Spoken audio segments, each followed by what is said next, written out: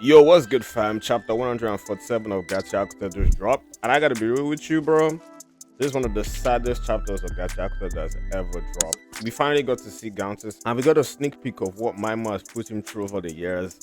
And it's just very sad. Aside from that, Zanka and Ryo showed why they're extremely competent when it comes to being cleaners. And we also got a hint of what Maimo's final plan could be. So yeah, let's not waste any time. I want to jump right into this and talk about the chapter because there's a lot to talk about. But before that, don't forget to like and subscribe. And yeah, let's get into it. Yo, what's good, fam? It's been a while. It's been a while.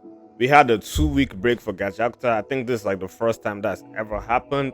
And I ain't gonna lie, I missed y'all. I missed talking about the chapters because it's been a while. Especially being left on such a good cliffhanger on the last chapter. Yeah, I missed y'all. But luckily though, the anime has been carrying. Have y'all seen the last 2 episodes of Gachiakuta? Bruh, that dude Jabba, he cold. He cold. Like Jabba has been going crazy. And the last 2 episodes of the Gachiakuta anime have been amazing. They've been perfect. It's really blowing up the anime. I want to know what y'all think of the anime so far. Y'all enjoying it? Like y'all loving it? I am. I want to know if you loving it and if you're enjoying it. With that out of the way, we start the chapter off with a flashback between Maimo and Gantes. The detail that's put into this chapter is just masterful. Because if you guys paid attention, in the very first page, we actually got to see Gantes' eyes and his hair. And his hair looks healthy. It's black. It's good. Like he looks healthy. Looks good. We then go to the next page and we see Gantes and we see like he's hooked up to all sorts of machinery and everything. And we see his hair, like his hair is withered away. There's no more color in it. It's white.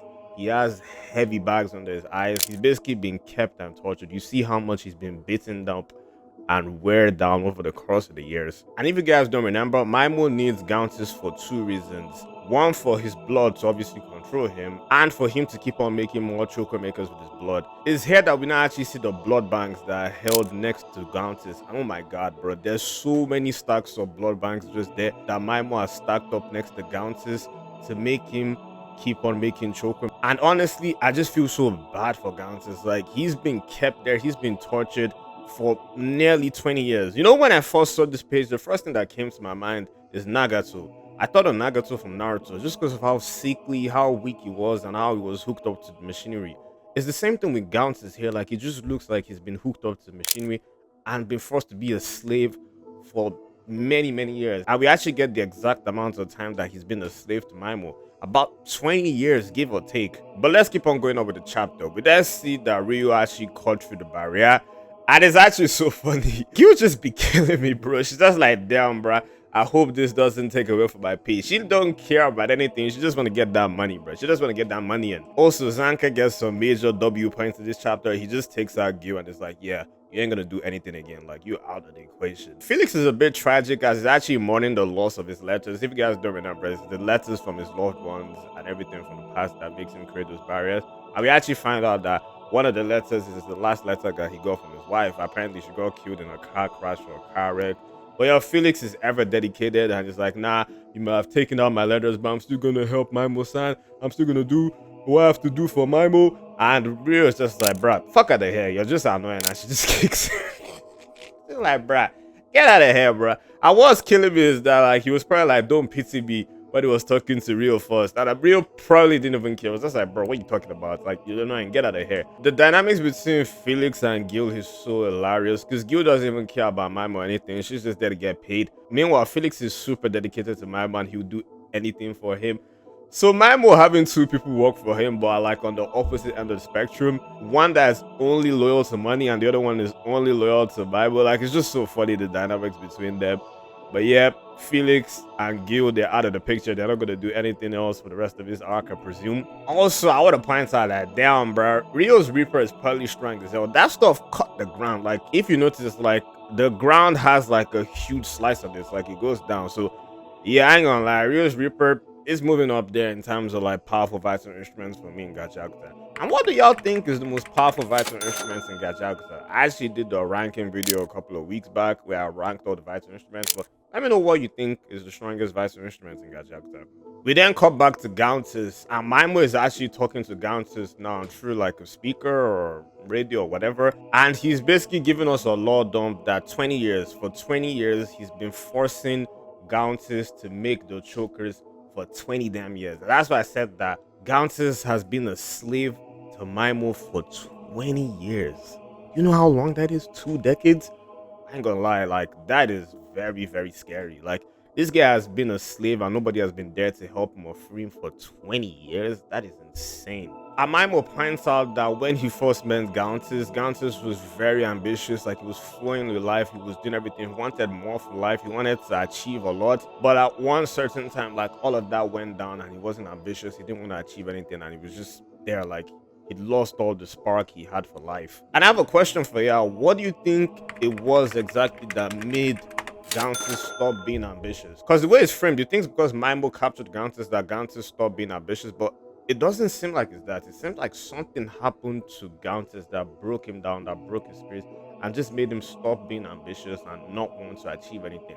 It's this that probably allowed him to be captured by Maimo in the first place. Like that would be my guess. I feel like an event happened to him that triggered this, but what do y'all think it was that made Gantes stop being ambitious and basically give up on life? Maimo then continues that Gantes was actually pretty smart, that he timed when he would rebel against Maimo when he wasn't around him. Because the way Ellen Hose works, you have to be in the vicinity of the microphone for you to control that person. And it seems like Gantes is obviously far away. He's not there at all. So when Maimo was actually at the Door Festival, that's where Gantes was like, okay, this is my time. I need to step in right now and make the plan so that I can stop Maimo from doing what he wants to do. And that's basically control everybody in the ground with the chokers. But I'm kind of confused though. Why did Maimo stop controlling Gantes? Like, because he mentioned that when he was controlling the people at the Door Festival, he made a concerned effort to not control Gantes. And I'm like, why? That doesn't really make sense. If you were controlling Gantes as everything was going on, the cleaners would have now found out about your plan and it would have been harder for them to stop you. Sure, they didn't wear their chokers because they went to the Door Festival without their chokers. Engine told them not to. So you wouldn't have been able to control them, but they wouldn't still have been aware of everything. They kind of got a slight head start because Gantes told Rudo about the chokers and to stop you and everything like that, but I don't know. It just doesn't make sense to me. I tried to reason, I tried to think of it, I went back to the chapters, but I didn't really understand why. So if you guys do, let me know down in the comments. Maimo then continues and he mentions that Gantes didn't tell him that the cleaners were coming to the Door Festival. That must have taken a lot for him to withhold that information from Maimo. Because Maimo orders Gantes to tell him everything, and everybody in the ground wears chokers, so Gantes basically knows everything. He's privy to all and any information, and it makes sense why Maimo basically knows everything now, because he's controlling Gantes, the person that controls the choker makers. So he basically knows everybody. He's tapped into everybody's conversations and he relays that information to Maimo. So that's how Maimo knows damn near everything that's going on about the ground and every information. Maimo then mentions that he wonders if Gantes has developed a resistance to his control because he's given him so many orders over the course of the year. And yeah, that's a possibility, but I don't think it's that. I just think it's like pure willpower and strength. Gantes then basically tells Maimo that, bruh, all this you're talking, shut up, nigga. Like, get to the point. You want me to do some shit? What do you want me to do? This is interesting though, because the way Maimo controls Gantes is different from the way he controls the people wearing the choker maker. Because Gantes actually has some sorts of like will. He can talk back, he can do everything. If Maimo controls him, he does have to do what Maimo tells him to do, but he does have his will. He can talk back, he can react back. For the people that are wearing the chokers, that's not the case. It's like they're mindless zombies that Maimo just controls. So it's interesting that Gantes' one is a bit different. Gantes then basically taunts Maimo that Maimo is on the ropes, that his defenses have gone, people have counted his rule, and he basically has to resort to what he's always had to do to control him. Basically use one of Gantes' weakness to threaten him and force him to do what he has to do. But Gantes points out that there's nothing left, that Maimo has basically taken everything away from him, his family, his freedom, and even his dignity. And yeah, that's true. If you guys remember, Maimo said that he killed Gantes' parents. Also, it's most likely that Maimo paralyzed Gantes, because I remember that Rudo said that Maimo took away the choker maker's legs. And this chapter, it looks like Gantes is in a wheelchair, that he can't walk, that he's paralyzed. So yeah, Maimo has damn near took everything away from Gantes. But what else do y'all think he took from him? Maybe I'm missing something, so let me know what else you think Maimo took away from Gantes to break him down so much, to be able to control him damn near all the time. Before I move on, so I have another question for y'all. Do y'all think Maimo can control two people at the same time? And you're probably like, what the hell, bro? He's controlling thousands of people in the Door Festival, like he's controlling so many people. But you have to realize that that's because of the choker. basically for you to use a choker, you have to put your blood in it. And Gantes' blood is in every choker. So the bloods are mixed when it comes to the chokers, and that's what allows Maimo to control tons of people. He's basically controlling everybody through Gantes' blood. That's why I'm wondering that can Maimo actually control two people at once without the blood? Or does he have to actually focus on one person's blood to specifically control that person? Because it seems like he can only control one person's blood. And obviously his Gantes' blood, which is helpful. Like Gantes' blood is basically having damn near everybody's blood. But I'm wondering that, like, okay, let's say that he took, I don't know, like Amo's blood. Will he be able to control Amo and Gantes at the same time? Or will he have to relinquish his control on Gantes to be able to control Amo? So what do y'all think? Gantes then basically points out that, yeah, Rudo has taken the baton for me, that this isn't a rebellion, that Rudo is going to enact revenge for me. And yeah, Rudo is that type of person that Rudo, he's gonna take revenge. Like, he's gonna get his licks back. Like, Rudo doesn't care about that shit. It's like, he gonna beat the shit out of you. We saw what he did to Amo. And yeah, once he gets his hand on Maimo, he's gonna do even worse. Gantes is so certain to the point that it's like, even if you kill me, I know that you're gonna be defeated and you're gonna get the beats. Maimo interrupts Gantes and he mentions Tu Lily. And apparently, Tu Lily is the first person to ever get a choker. The first choker that Gantes ever created, he gave it to Tu Lily. And he's done everything in his power, everything in his life to withhold that information from Maimo so that he wouldn't be able to reach her or do anything he wants to her. So in my opinion, I think she was a love interest for Gantes, and they've had a thing going on for time. And yeah, now Maimo has his eyes set on Tu Lily and he wants to use her for whatever plan he's cooking up. I think the plan can be either one or two things.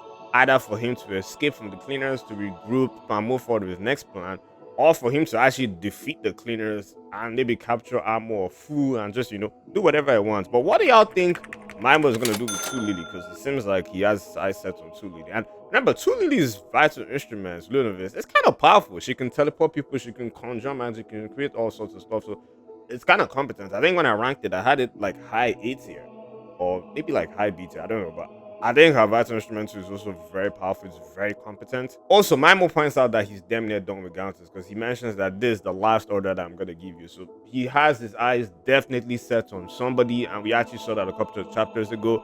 So it's either maybe going to be Fu or Amo. Interesting to see who he takes. So it might be someone else. Y'all think that Gantes is going to keep on controlling moving forward? But honestly, that's everything from this chapter. Wow, I actually really enjoyed this chapter. Maimo is shaping up to be a very good villain. He's not menacing physically and strength-wise, but like calculating-wise, mentally, like, all that type of stuff. He's actually menacing. He's more of like a scheming type of villain. And yeah, sometimes it's hard to take him seriously because of the way he jokes around and his facial expression. But what we saw him do to Gantes over the course of the years, yeah, that was just actually very tragic. I feel very bad for Gantes now. Like, I actually want to see Maimo be defeated now. Like, fuck Maimo. And wow, Maimo is actually shaping up to be a very good villain. I actually also want to see more Gantes. I'm interested to know more about him and just what he's been through. Also, I'm interested to know what part of the Watchmen series he has, because he has one that allows him to create more chokers, mass produce them, and mass scale them. I actually really enjoyed this chapter. I think I'm gonna give this chapter maybe like a 8.75 out of 10. I just feel like there was a lot of character moments, especially for Gantes and Maimo. Maimo got developed as a villain and became more menacing. This chapter too made me really care about Gantes and really made me want to root against Maimo and get him defeated. Like, I feel more empathy and compassion for him. I really enjoyed this chapter. This chapter was great. This chapter was amazing. What a banger way to return Rana Sensei cooked as usual. But yeah, what do y'all think of this chapter? I loved it. And also the anime been going crazy. But honestly, that's all for me. Peace. Love y'all, boys.